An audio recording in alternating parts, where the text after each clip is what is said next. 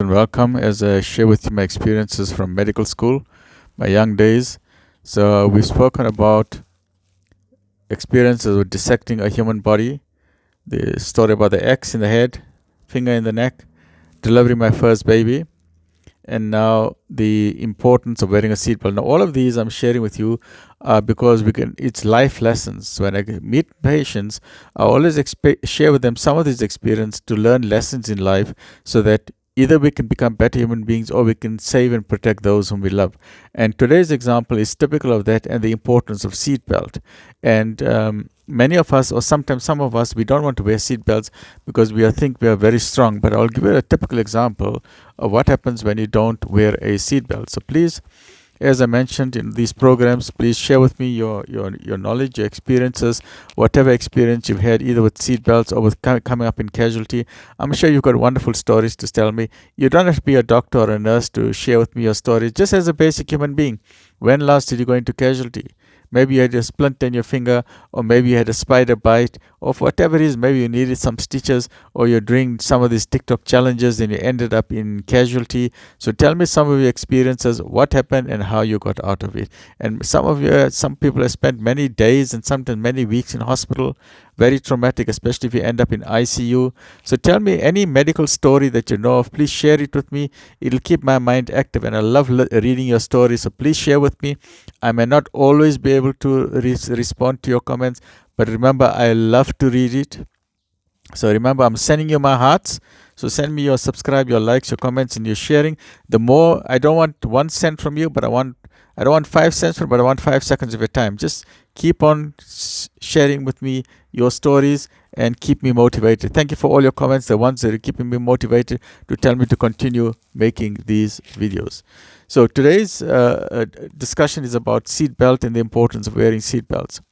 Here's a patient that came once again into Baragwanath Hospital late at night, and there were other examples at Kelafang Hospital in Pretoria. These examples, you'll see it in any casualty many times all over the world, but this particular one stuck with me. It was a very tragic case. It was a very sad case.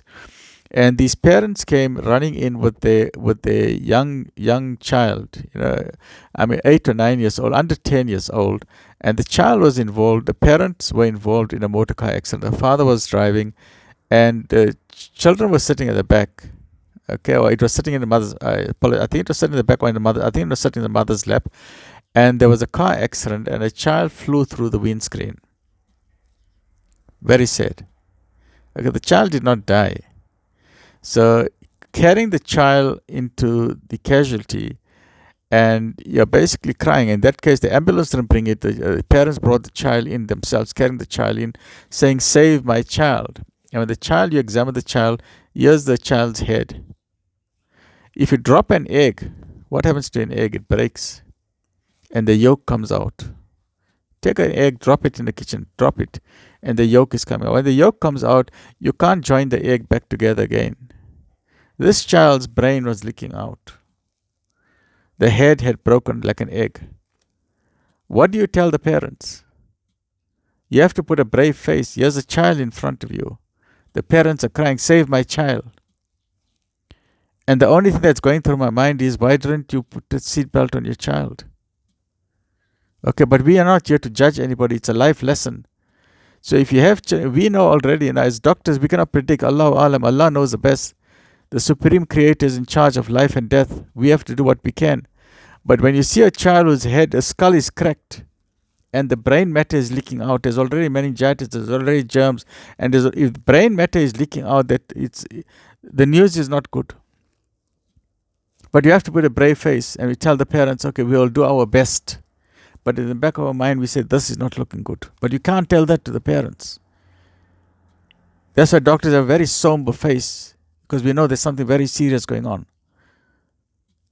Take the child, theater, ICU, and the main thing is you pray. I find there's a powerful, prayer is very powerful. That's why many hospitals, and even the hospitals where I worked, we had a Jamaat Khana there. Prayer is very important. So please pray. If anyone is sick, pray for them. Prayer is very, very powerful. If you're a Christian, you must pray. If you're a Muslim, you must pray. If you're a Buddhist, you must pray. If you're a Hindu, you must pray. No matter who you are. Even if you're an atheist, you must pray. Because atheists just need to find the supreme creator. So whoever you are, please remember, doctors can only do so much. But when you drop that egg onto the ground, you cannot put the egg back again. So please, a life lesson for today. Let's try and avoid tragedies. If you got babies in the back seat, put a seat belt around them. Put them in a professional back seat if you can afford it. You get those baby carriers.